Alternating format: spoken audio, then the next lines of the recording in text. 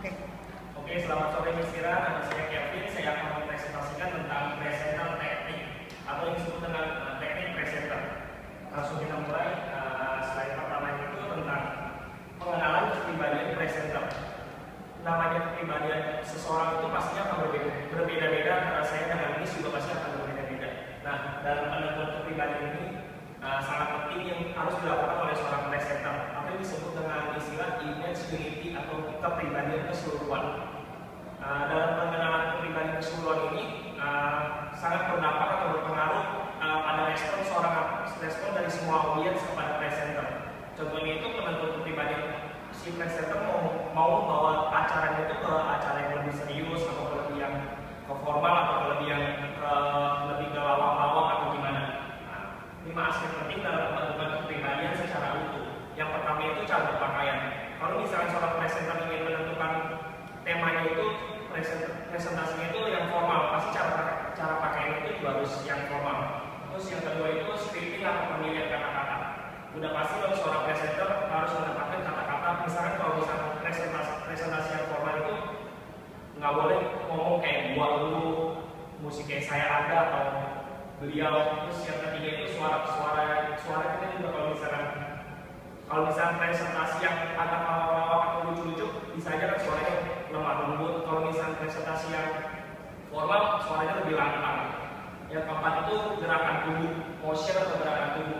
Jadi kita sebagai presentasi itu mesti ada gerakan tubuhnya serta konten isi dari slide. Yang kedua itu persiapan seorang presenter ini pertama itu percaya diri.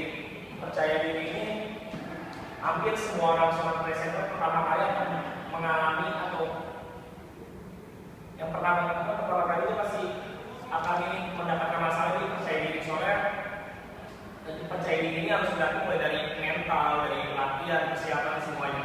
Terus yang kedua itu persiapan materi. Seorang presenter yang mempunyai percaya diri yang baik tetapi tidak mempersiapkan materi yang baik pasti akan hasil presentasinya itu tidak akan maksimal. Yang ketiga itu persiapan. Percaya diri mudah, persiapan materinya juga udah bagus, tapi kalau misalnya kita nggak sehat soal maksimal, pasti itu hasilnya juga nggak bakal maksimal. Yang ketiga itu komposisi presentasi atau perlengkapannya. Yang pertama itu OHP. Biasanya sih kalau kita OHP ini kita harus seorang presenter harus menyediakan bongkar cadangan atau enggak sebuah sarung tangan soalnya agak panas. Terus yang kedua itu laptopnya. Terus yang ketiga itu lesson point. Slide dan alat bantu visual. Hal yang perlu diperhatikan dalam membuat slide presentasi itu yang pertama itu simple. Kalau misalnya slide-nya aja udah ribet, udah rumit, pasti seorang audiens itu ngiranya udah aneh-aneh gitu. Terus yang perlu atau tidaknya ada sebuah tulisan, ada yang perlu atau ada yang tidak, ada semua poin-poinnya aja. Latar belakang dan font yang udah dibaca. Seperti background itu harus sudah dibaca, serta fontnya itu harus sesuai. Maksimum setiap slide itu berisi 7 baris teks. Gambar dan grafik dialami sebagai pendukung si gambar. Terus yang terakhir itu gunakan kombinasi warna yang cukup. Kalau misalkan biru ketemu kuning kan agak aneh gitu. Terus presenter yang efektif itu yang pertama itu memiliki tujuan yang jelas.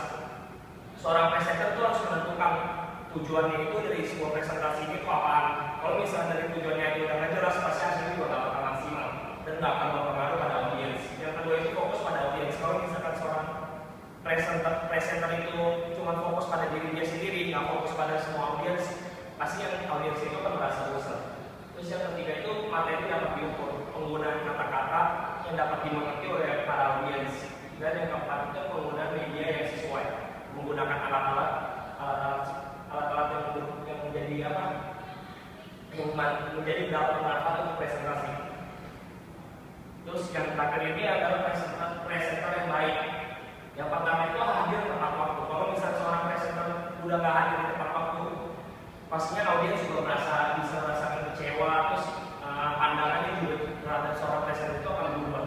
Yang kedua itu penggunaan materi yang baik, penguasaan materi yang baik. Kalau misalnya seorang presenter udah pede, udah lantang, tapi kalau dia nggak menguasai materi dengan baik, audiens itu pasti akan merasakan kekurangan gitu, maksudnya nggak nangkep. Terus yang terakhir itu yang ketiga itu penggunaan bahasa tubuh. Kalau misalnya dia cuma ngomong terus nggak ada bahasa tubuh, nggak ada senyum, audiens juga bisa merasa bosan. Menguasai ruang. Kalau misalnya seorang audiens